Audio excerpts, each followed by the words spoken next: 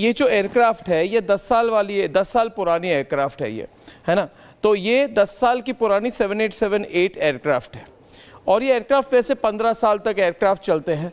मगर इस विषय में अब खुलासा ये हो रहा है कि इसमें इंजन फेलियर हुई है जी, इंजन फेलियर हुई है और 680 या 670 फीट की हाइट से ये गिरी है ऑन द ग्राउंड। और जहाँ पे गिरी है, जहाँ से आपने दिखाया वहाँ पे हॉस्टल है स्टूडेंट्स का, 30 से 40 लोग स्टूडेंट्स और उनके कई टीचर्स हॉस्टल के मेस में हैं।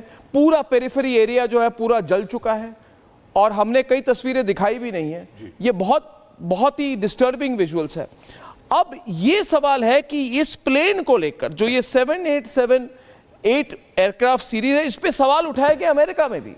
मगर हमने क्या किया कि जब हमने देखा कि अमेरिका ने इन्वेस्टिगेशन करके इसको वापस ऑन एयर कर दिया तो हमने भी प्लेन चलाना शुरू किया। सवाल होगा कि डीजीसीए ने क्या लंबी छूट दी है टाटा ग्रुप को?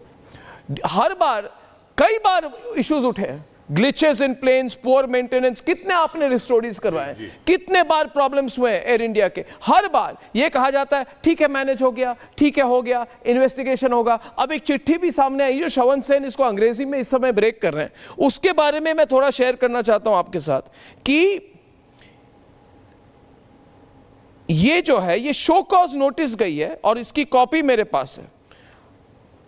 इसकी कॉपी शो कॉज नोटिस की कॉपी मेरे पास है। आप भी इसको सोहेल देख लीजिए। इसको मैं इमीडिएटली तुरंत आपको व्हाट्सएप कर रहा हूं और ये अभी की शो कॉज नोटिस है। इसको देखिए, इसको देखिए दोस्तों, विजुअल्स चलाइए भाई, आप ग्राफिक्स नहीं चलाए, विजुअल्स पे रहिए। इतनी बड़ी खबर है। इसमें कहा गया है 3 जून, ये देखिए सोहेल, 3 जून 2025 की यह शो कॉज नोटिस है, ठीक है। और इसमें Animesh Garg, deputy director of airworthiness DGCA के लिए इन्होंने रिप्लाई की है, ठीक है। और ये शो कॉज नोटिस गई है 3 तारीख को। एयर इंडिया को शो कॉज नोटिस गई है कि स्पॉट चेक जब हुई है, एयरवर्दिनेस रिव्यू सर्टिफिकेट होती है, जब स्पॉट चेक की है तो पता गया है, ये पढ़िए आप, इसको अंग्रेजी में इसका ट्रांसलेट कीजिए। सेवरल एयरक्राफ्ट, सुमित ये लो, इमरजेंसी, हाँ, several aircraft had flown with expired emergency equipment detail as mentioned in attached report. Aircraft was flying with old CNR and owner's plate detail as mentioned in attached investigation report. Organization has failed to submit compliance within due date raised by this office. Or Air India has found non-compliance of regulatory provisions. यानी कि air India जो Tata group के तहत आती है, air India ने उल्लंघन किया है, सेफ्टी इमरजेंसी प्रोटोकॉल का उल्लंघन किया है। ये पता था इनको। अगर पता था तो क्या एक्शन हुई, और अगर हुआ तो ये क्या मैनेज करने वाली बात होती है। और अब ये 3 जून की, आज 12 जून है जी, 3 जून को ये रिपोर्ट, जबकि रिपोर्ट में लिखा गया है कि बहुत से एयरक्राफ्ट जो उड़ रहे हैं, ये 3 जून को कहा गया है कि 15 दिन के अंदर आप रिप्लाई कीजिए। 15 दिन क्यों दिए गए? 15 दिन क्यों दिए गए? 3 जून की चिट्ठी है, 12 जून को ये क्रैश हुई है। मैं नहीं कह रहा कि जो बात इस शो कॉज नोटिस में जिस पर पता चला कि यही प्रॉब्लम हुई है, मगर इससे पता चलता है कि छोटी छोटी चीजों पर भी ये केयरलेस एटीट्यूड एयर इंडिया और एयर इंडिया के प्रबंधक मैनेजमेंट की रही है। ये बता रहा है कि हालत कितनी इंटरनली खराब है। लिख रहा है एक्सपायर्ड इमरजेंसी इक्विपमेंट, यानी जो इक्विपमेंट थे इमरजेंसी आपातकालीन, कोई आपातकालीन मटेरियल भी हो वो भी काम नहीं कर रही थी। ये तो बहुत बड़ा इंसिडेंट हो गया। मगर जो 15 दिन क्यों दिए गए? इतनी सीरियस सिचुएशन जब बनी हुई है तो 15 दिन टाटा ग्रुप और एयर इंडिया को क्यों दिए जाते हैं? यही तो लंबी छूट होती है।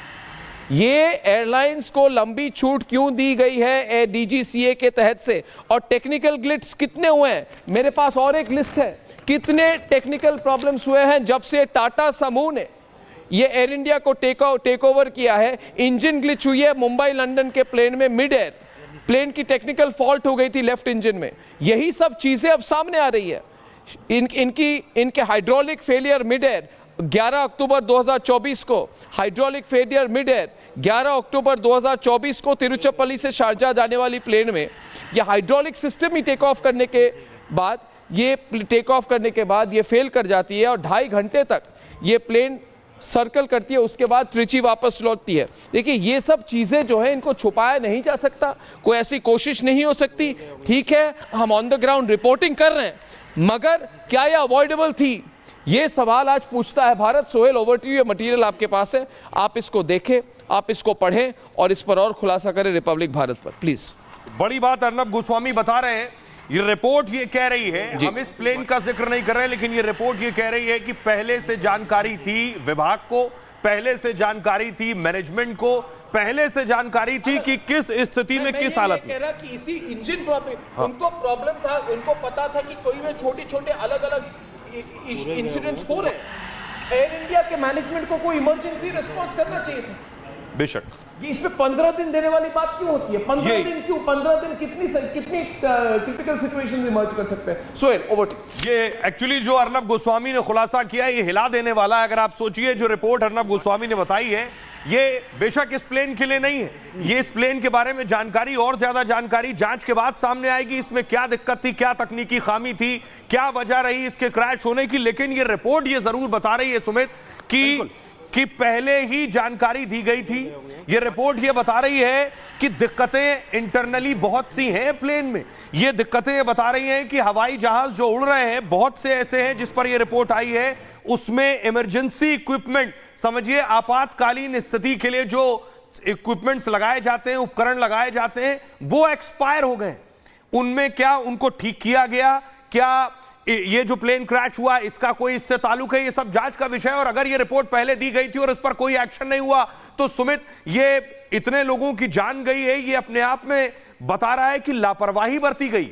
बिल्कुल। और ये जैसा कुछ देर पहले अर्नब ने जिक्र भी किया यहां पर सोहेल, कि सिर्फ जो लगातार पीछे ग्लिचेस आ रहे थे, उसके बाद आखिर किस वजह से ये टाइम जो है वो दिया गया था, 15 दिन का टाइम दिया गया। इमरजेंसी रिस्पांस सिस्टम जो हैं वो आखिर कैसे काम नहीं कर रहे थे, और तारीख क्या है? तारीख है यहां पर 3, और आज आप देखिए उन कितने कम वक्त के अंदर इतना बड़ा हादसा जो है वो आ जाता है। बात यह है कि ये हादसा किस वजह से हुआ, इसके पीछे क्या कुछ कारण है, लेकिन अगर पीछे पूरी एक चेन नजर आ रही है जिसमें जो रेस्पॉन्सिवनेस है, जो आपकी जिम्मेदारी है, उसमें आपने कोताही बरती है।